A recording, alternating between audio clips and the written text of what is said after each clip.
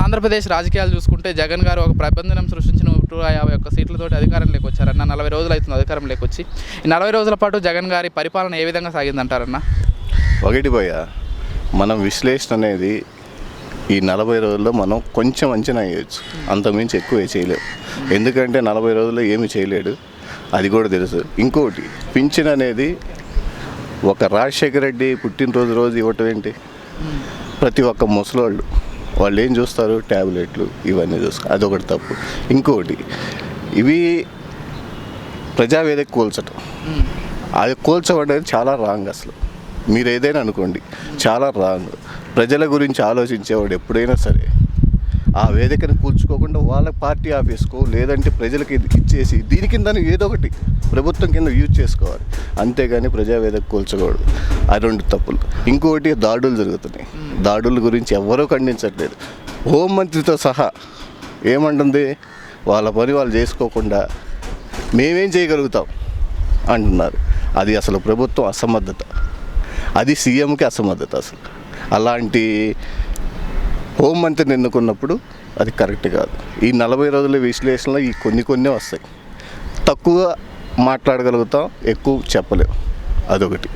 ఈ 40 రోజుల విశ్లేషణ మనం ఏం చేయలేము. అది ఇది ఈ 40 రోజులు ఇలా జరుగుతుంది. కాకపోతే చాలా తప్పులు చేస్తున్నాడు. ఇంకోటి ఏంటంటే, ఇక్కడికి వచ్చి ప్రెస్ మీట్ పెట్టడం ఎందుకు భయ్యా? ఆంధ్రప్రదేశ్ సీఎం ఎవరు? కేసీఆరా, జగనా?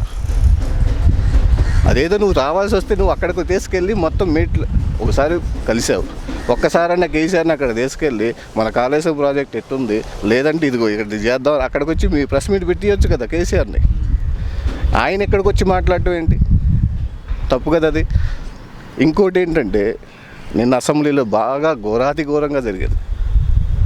ఏంటి అసలు? ప్రతిపక్ష నాయకుడిని రాజీనామా చేయి, ఆయన ప్రతిపక్ష నాయకుడు రాజీనామా చేయ అంత స్థాయికి వచ్చిందంటే పావలా వడ్డీలు ఇవ్వలేదన్నాడు. చూపించేసరికి ఆయన పారిపోయారు. విత్ డాక్యుమెంట్స్తో, ఎవిడెన్స్తో సహా వచ్చారు. ఒక ఎమ్మెల్యే వచ్చి నెల్లూరు శ్రీధర్ రెడ్డి, అతను వచ్చేసి బండబూతులు తిట్టారు. ఇదేనా ప్రజాస్వామ్యం? ఇదేనా రాజన్న పాలన? ఇది కరెక్ట్ కాదు. తప్పులు జరుగుతుంటాయి, తప్పులు జరిగినాయి, తప్పులు జరగకుండా ఏది ఉండదు. అంతే బండబూతులు తిట్టుకోవటం ఏంటిది? ఎక్కడికి పోతున్నా? ఒక్క మీడియానే ప్రశ్నిస్తుందా? ఎవరు ప్రశ్నిస్తున్నారు అసలు? అన్ని మీడియాలు వాళ్ళ చేతిలోకి వెళ్ళిపోయి వాళ్ళకి దాదాగిరి చేయటం, సలాములు కొట్టడం.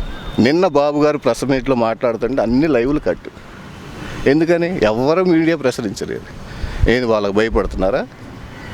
ఇంకా వెనకట్లాగా సంపుకోటాలు, సావటాలు ఇవన్నీ ఎక్కడి నుంచో వస్తాయి. లేదు, ఇదన్నీ తప్పు, అసలు కరెక్ట్ కాదు. అసలు ఈ 40 రోజులైనా ఇలా జరిగిందంటే ఇంకా పోను ఎలా జరుగుతుంది అసలు? ఇదేంటి అసలు? కరెక్ట్ కాదు.